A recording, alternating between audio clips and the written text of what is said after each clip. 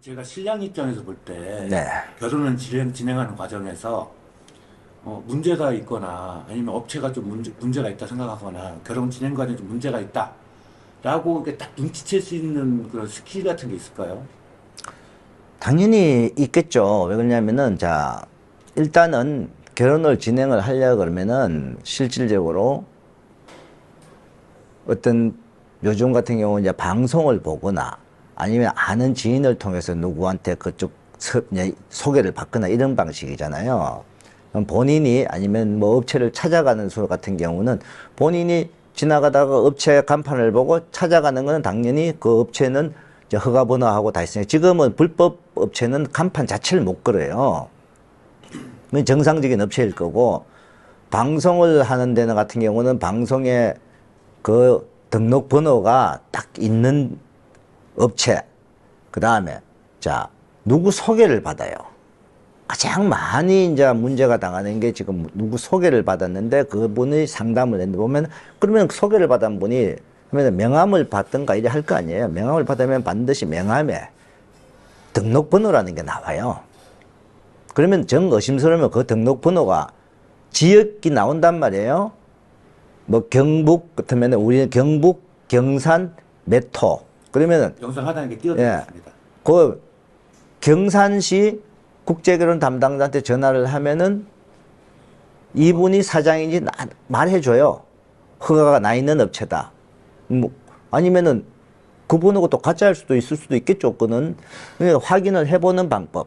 근데 만약에 그 명함에 그 등록번호 자체가 없다. 그러면은 불혹하겠죠. 실질적으로 한배 결혼 뭐 이렇게 돼갖고 이름만 이렇게 자기 이름만 돼 있는 명함 가지고 하는 브로커들 많아요. 그래서 먼저 상담을 받거나 할 때 이 업체가 허가 업체냐 브로커냐를 먼저 보라는 거예요. 자, 그러면 어떤 분은 브로커가 비용은 분명히 조금 쌀 겁니다. 그렇기 때문에 이제 이렇게 그쪽으로 가시는 분들도 있어요. 근데 그는 본인들이 피해를 안 당하면 괜찮아요. 피해를 당했을 때는 자초한 일이 되고, 그리고 반드시 제가 하는 건 항상 한국 사람이 하고 베트남 현지에서도 결혼을 시키는 게 한국 사람이 제일 낫다. 이런 개념이고. 지금 요즘 같은 경우, 자, 베트남 현지에서 마담들이 신부들을 영상을 올려갖고 신랑들을 모집을 하는 데가 많아요. 지금은. 왜냐면 한국 결혼 자체가 많이 좀 주춤해 놓으니까. 그러다 보니까 업체들이 또 결혼시키는 숫자도 많이 줄어버렸어요. 그러다 보니까 마담들이 직접 영업을 하는 사람. 그거는요, 어떤 피해를 보면 전혀 방법이 없어요. 그 다음에 베트남 마담들이 했을 때 그 여성에 대해서 과연 몇 프로 믿을 수 있냐, 소개하는 자체에서 이 여성의 프로필이라든지 모든 진행할 때 전혀 믿을 수가 없다는 거예요. 그건 반드시 알고 해야 돼요. 비용을 싸다. 그 비용 싼 거 한 가지 딱 장점 봐주면 나머지 9가지는 전부 다 신랑한테 불이익을 받을 수 있는 부분. 그 다음에 한국 분들 중에서 브로커로 하시는 분들도 본인이 피해를 봤을 때 보상을 못 받아요. 자, 본인이 그분을 고발을 해요. 만약에 어떤 문제가 있어 고발을 하잖아요. 그분은 벌금 조금 받고 무허가 영업 벌금 받고 끝납니다. 무허가로. 근데 정상적인 업체는 본인이 피해를 봤다. 그러면은 정상적인 업체는 보증보험도 가입이 돼 있잖아요. 그 회사에서 배상을 내서 안 해준다. 그럼 보증보험 청구 절차를 거치면 돼요. 그러니까 어떤 보상을 받을 길이 있고, 그 다음에 가장 중요한 게 저거예요. 처음에 상담할 때, 자, 결혼 비용이 얼마고, 그 안에 포함된 내역이 어떤 것들이 들어가 있느냐. 구체적으로. 예. 자, 얼마 전에 어떤 베트남 브로커가 계약서를 보내준 게 있었어요. 거기에 보면은 신랑 항공비, 맞선비, 예식비, 서류비, 끝. 그리고 나머지는 뭐예요? 신부 학당비는 뭐가 별도고 쭉 이래갖고 그렇게 비용을 하고 나서 나중에 이제 전통원래 하게 되면 또 추가 이제 막 가는 거예요. 거기도 용돈도 아무것도 안 들어가 있고. 그러면 포함되어 있는 게 뭔지 다 체크를 하고, 그 다음에 포함된 거 외에는 어떤 비용들이 들어가고 또 용돈은 얼마 정도 규모로 들어가는지 자세히 물어보고, 그러고 나서 해야지. 실제 결혼업체 이런 부분이 많아요. 품목 안에 항목이 없어요. 제가 본 결혼회사 계약서입니다. A 회사는 뭐 B 신랑을 결혼을 뭐 하고 베트남 결혼을 진행한다 하고 결혼 비용은 2천만 원으로 한다. 비싼데. 그렇게 쭉 서로 뭐 지켜야 될 것만 쭉 있고 도장 꾹 찍고 다 해요. 항목이 없고. 없어요, 전혀.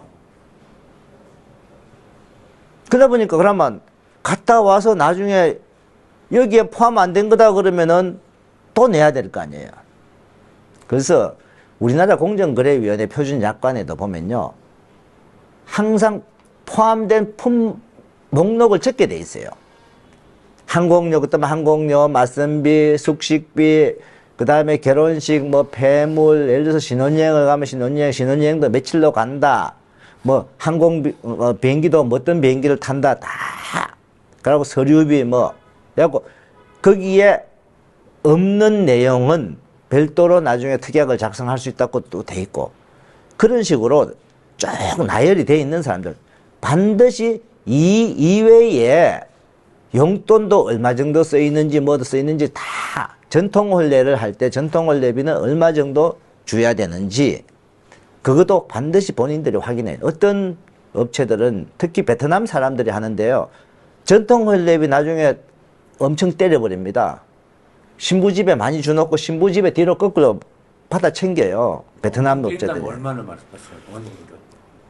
작게는 뭐 한 7, 800부터 해서 돈 1,000만 원까지 때리는 경우도 있어요. 그 베트남 마담이 하는 경우에. 그래갖고 여자집에서 소개비 받는 거예요. 당신 이거 결혼시켜 주니까 하면서 리베이트 받는 식으로. 그 남자한테 또 받고 여자집에 또 받고. 그러니까 그거는 소개하고 나서 이미 돈을 주고 나서 나중에 전통혼례비하고 그때 오면 이미 앞에 벌써 돈이 1,000몇백, 1,500만 원, 20만 원도 더 간 상태에서 또 맞는 거죠. 그건 조심하라는. 처음부터 브로커 하든 누가 하든 개인 소개가 하든 금액에 들어가는 부분, 용돈도 어느 정도까지 전체적으로 설명을 해주는 업체 아니면 브로커, 결혼시키는 분이 그렇게 해주는 사람. 저희 같은 경우는 자 결혼 비용 얼마, 여기에 포함된 거는 얼마 그 다음에 신부 학당비, 기숙사비 등등 뭐 얼마, 그리고 신랑 일차할 때 왔을 때 용돈 얼마인데 용돈은 어떤 용도로 사용이 되고, 신랑이 개인적으로 또 뭐 신부하고 쇼핑을 하든 이럴 때는 그 규모가 어느 정도 써지고 요선 준비. 그리고 2차 때 왔을 때 처갓집에 갔을 때도 용돈은 얼마 가져오고 전통혼례비는 얼마, 딱 요렇게 정해진 대로 딱 하면 금액이 총 예산을 얼마 잡으십시오라고 제가 딱 설명해 드립니다.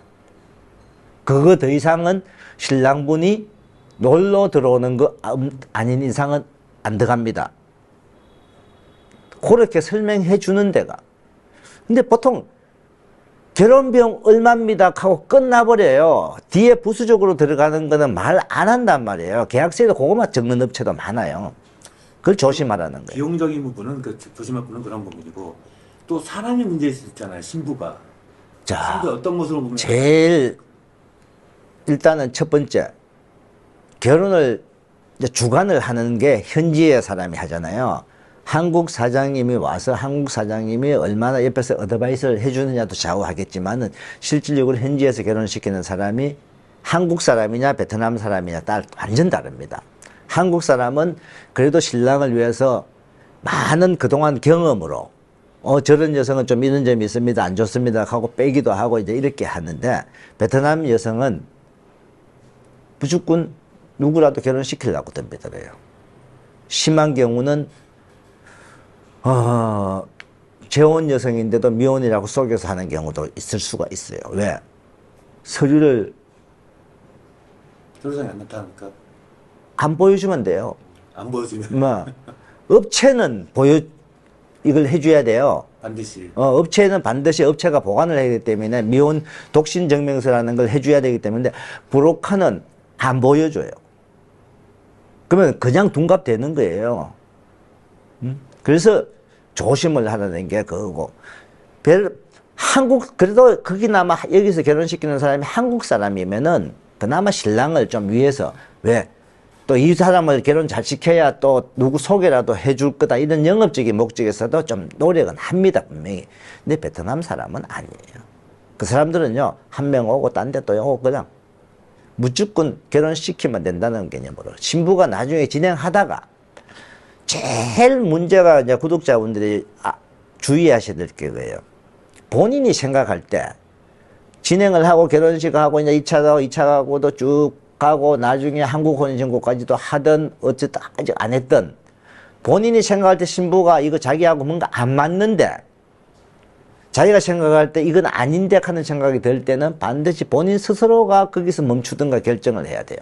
근데 그걸 업체나 결혼시킨 사람한테 물어보면은 전부 다 괜찮아요. 그러다가 나중에 피해를 보는 거예요. 제일 중요한 게 어젯밤에 제가 새벽 2시까지 저한테 상담한 분이 딱 그 경우입니다.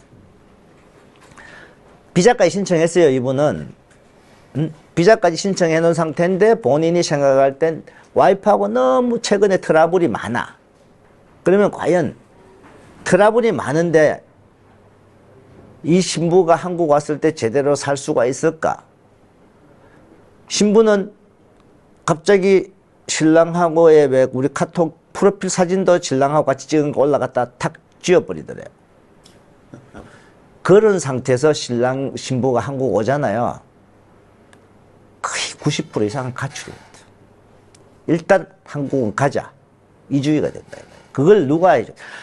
결혼시킨 사람도 컨트롤 해줘야 되는데 이 경우를 결혼시킨 사람한테 물어보면은 한국 사장 같으면은 한번 알아볼게 하고 베트남 사람 같으면은 문제 없어요. 괜찮아요. 가면 잘 살아요. 이렇게 말하는 거예요. 저는 본인 스스로가 생각할 때 신랑분이 뭔가 의심스럽다 싶으면은 수도 아니면 좀 더 생각을 하든가 충분히 그걸 필히 해야 된다는 거. 그래야 피해 안 봅니다.